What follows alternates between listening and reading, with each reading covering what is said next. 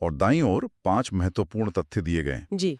पहला तथ्य है क्षेत्रफल, जो है 2,40,928 वर्ग किलोमीटर। ओके। यह भारत के कुल क्षेत्रफल का 7.33% है। क्षेत्रफल में स्थान चौथा है। चौथा। सीमावर्ती देश नेपाल है और सबसे लंबी सीमा मध्य प्रदेश के साथ और सबसे छोटी सीमा हिमाचल प्रदेश के साथ लगती है। सर, क्या हमें ये 7.33% वाला आंकड़ा भी याद रखना होगा? हाँ दीक्षा, बिल्कुल। कभी कभी परीक्षाओं में प्रतिशत भी पूछ लिया जाता है। ये जानना महत्वपूर्ण है कि उत्तर प्रदेश का क्षेत्रफल भारत का कितना हिस्सा है। ठीक है सर। तो संक्षेप में, क्षेत्रफल में चौथा स्थान, सबसे लंबी सीमा मध्य प्रदेश और सबसे छोटी हिमाचल प्रदेश के साथ, ये मुख्य बिंदु हैं। जी। अब अगली स्लाइड में प्रदेश का प्रशासनिक ढांचा समझते हैं दीक्षा। जी सर, इस स्लाइड में देखो, प्रदेश के नक्शे के चारों ओर 5 बड़ी संख्याएं दी गई हैं। 18, 75, 351, 80 और 31। जी। ये संख्याएं जो हैं, ये प्रशासनिक इकाइयों को दर्शाती हैं। प्रदेश में 18 मंडल हैं, 18 मंडल, 75 जिले, 351 तहसील, 80 लोकसभा सीटें और 31 राज्यसभा सीटें हैं। सर ये 80 लोकसभा सीटें होने का क्या कोई विशेष महत्व है? हाँ, बहुत ज्यादा।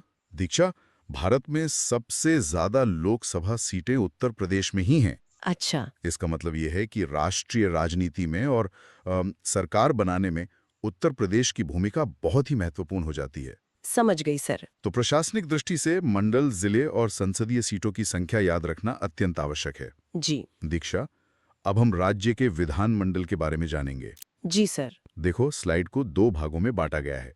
बाईं ओर विधानसभा मतलब लेजिस्लेटिव असेंबली और दाईं ओर विधान परिषद यानी लेजिस्लेटिव काउंसिल की जानकारी है।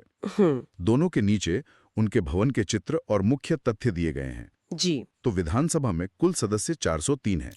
कार्यकाल 5 वर्ष का होता है और स्वतंत्रता के बाद प्रथम अध्यक्ष राजर्षि पुरुषोत्तम दास टंडन थे। जी। वहीं विधान परिषद में कुल सदस्य 100 हैं।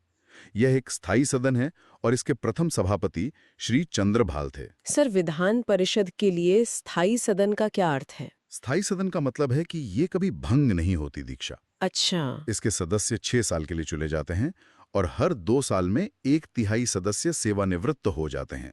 ओह, ठीक है सर। उत्तर प्रदेश उन कुछ ही राज्यों में से है जहां द्विसदनात्मक व्यवस्था है और दोनों सदनों के सदस्यों की संख्या और प्रथम अध्यक्ष या सभापति का नाम, ये राज्यपाल पद से जुड़े 4 मुख्य बिंदु दिए गए हैं। जी।